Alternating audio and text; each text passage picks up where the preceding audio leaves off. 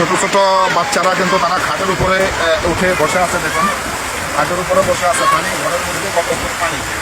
এই যে দেখুন এই অসহায় বাচ্চাগুলো ঘরের দৃশ্য, পানির যে দৃশ্য। আতিয়া উপজেলা নির্বাহী কর্মকর্তার কাছে আমার অনুরোধ, এই পরিবারগুলোকে অন্তত শুকনো খাওয়ানোর ব্যবস্থা করা হোক। কারণ এই পরিবারগুলো গতকাল থেকে বা গত রাত থেকেই কিন্তু তারা পানি বন্দী হয়ে পড়ে আছে।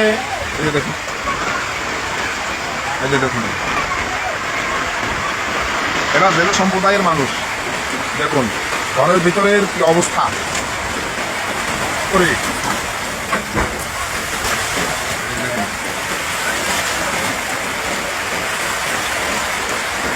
আর যারা যারা সামর্থ্য অনুযায়ী স্বাবলম্বী মানুষ আছেন, আপনাদের কাছে অনুরোধ এই মানুষগুলোর জন্য এগিয়ে আসবেন, এই মানুষগুলোর মানবিক সহযোগিতা এগিয়ে আসবেন। কারণ এই মানুষগুলোর ঘরগুলো কিন্তু দেখেন দেখেন মানুষগুলোর ঘরগুলো মেরামত করা সহ এই যে এখন আপাতত তাদের রান্নাবান্না বন্ধ, শুকনো খাওয়ারের ব্যবস্থা করা হোক, এটাই আমার একমাত্র দাবি।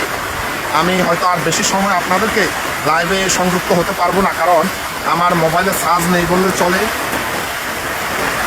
সবাই বিশেষ সবাই একটু সবার কাছে অনুরোধ, সবাই শেয়ার করবেন আর এই মানুষগুলোর পাশে দাঁড়াবেন। দেখুন কিভাবে তারা যন্ত্রণায় কাতরাচ্ছে, অনেকের ঘর ডুবে গেছে। এই যে দেখুন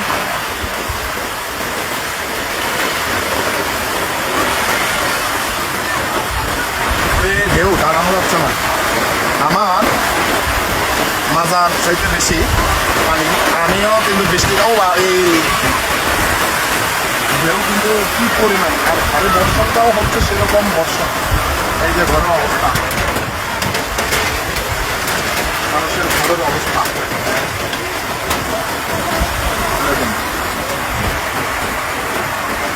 উঠারও ব্যবস্থা নাই।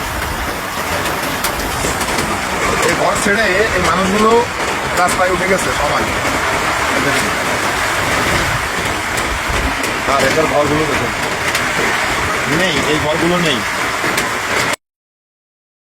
যাচ্ছে তীব্রতা, তারা তাদের নৌকা দাঁড়ানোই যাচ্ছে না। এই কি অবস্থা,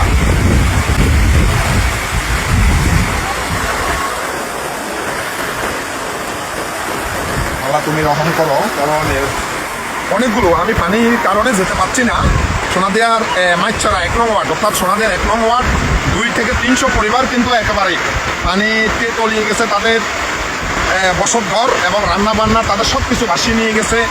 এই মানুষগুলোকে অন্তত শুকনো খাবার দেওয়ার ব্যবস্থা করা হোক আমাদের হাতিয়া উপজেলা পক্ষ থেকে বা উপজেলা নির্বাহী কর্মকর্তা ইউনু মহোদয়ের কাছে। আর আপনারা যারা এই ভিডিওটি দেখছেন তারা একটু শেয়ার দিবেন, শেয়ার করবেন, তাহলে হয়তো অনেক সচেতন মানুষ, স্বাবলম্বী মানুষ সামর্থ্য অনুযায়ী এই সাধারণ মানুষগুলোকে শুকনো খাওয়ার ব্যবস্থা করবে। এটাই আমার একমাত্র দাবি। প্লিজ সবাই ভিডিওটা বা লাইভটি একটু শেয়ার দেবেন, তাহলে এই অসহায় মানুষগুলোকে হয়তো বিভিন্ন সংগঠন, বিভিন্ন মানবিক সংগঠন তাদেরকে শুকনো খাওয়ারের ব্যবস্থা করবে এবং এই মানুষগুলোর পাশে দাঁড়াবে। কারণ হয়তো অনেকে জানবেই না এখানে কি বিপর্যয়কর পরিস্থিতি চলছে, কি বিপর্যয়কর অবস্থা চলছে। এটা হয়তো অনেক মানুষ জানেই না বা জানবেই না। হয়তো আপনাদের মাধ্যমে ভিডিওটা দেখলে এই অসহায়, বিশেষ করে সোনাদিয়ার 1 নং ওয়ার্ড পশ্চিম মাইচারা 300 পরিবার পানির তলে তাদের ঘর বাড়ি তলিয়ে গেছে। সে মানুষগুলো আমি জোয়ারের কারণেই, জোয়ারের পানি এবং প্রচুর পরিমাণ ভারী বর্ষণের কারণেই কিন্তু বন্দী হয়ে পড়ে গেছি, সেখানে যেতে পারছি না। দেখুন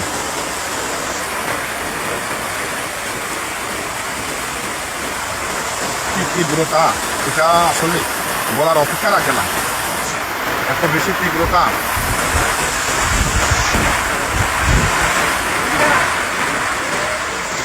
এত বেশি তীব্রতা এটা বলার অপেক্ষা রাখে না।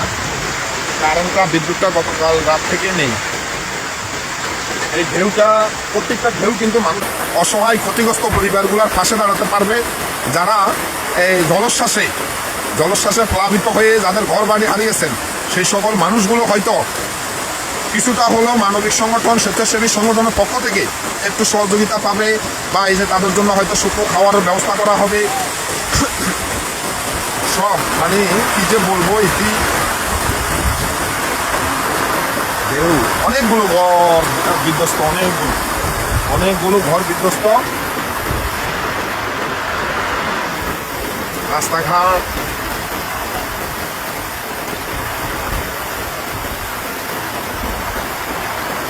আব্দুল মোতালেব লিঙ্কন, তুমি কই গেছো বাবা? তুমি তো শুকনো, তুমি চলে গেছো কই?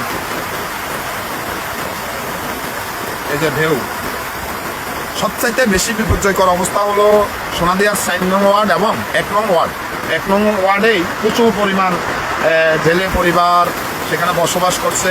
সেখানে মানুষগুলো সবচাইতে বেশি বিপর্যয়কর অবস্থা, সেখানে যাওয়ারও কোনো সুযোগ নেই, মূলত বিচ্ছিন্ন হয়ে পড়েছে সেখানকার মানুষ, এবং তাদের ঘর ভিটে মাটি কিছুই নেই।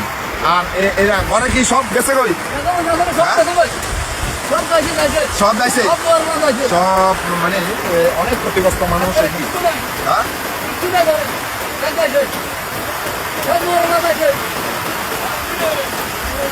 আসলে মানুষ কি করবে, কি বলবে, বলার ভাষা নেই।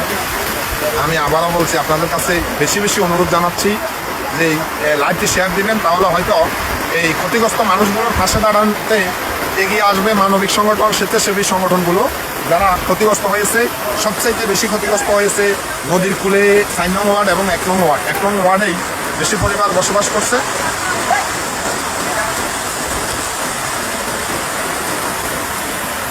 বৃষ্টিও হচ্ছে, প্রচুর পরিমাণ ভারী বর্ষণ হচ্ছে, টানা জোয়ার। আসলে ধন্যবাদ সবাইকে যারা এত সময় সংযুক্ত ছিলেন, তাদের সবাইকে ধন্যবাদ জানাচ্ছি। আমি হয়তো আর বেশি সময় আপনাদেরকে লাইভটি সম্বোধন করতে পারবো না, আমার চার্জ নেই, মোবাইলে চার্জ স্বল্পতার কারণে।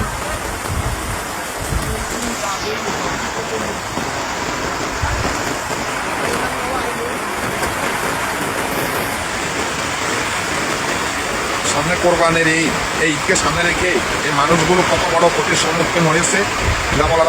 এই যে দেখুন, বাচ্চা, ছোটো ছোটো বাচ্চারা ঘর রেখে রাস্তায় এসে দাঁড়িয়েছে, তাদের ঘরে কিন্তু পানি এবং ইতিমধ্যে কয়েকটি ঘর পড়ে গিয়েছে।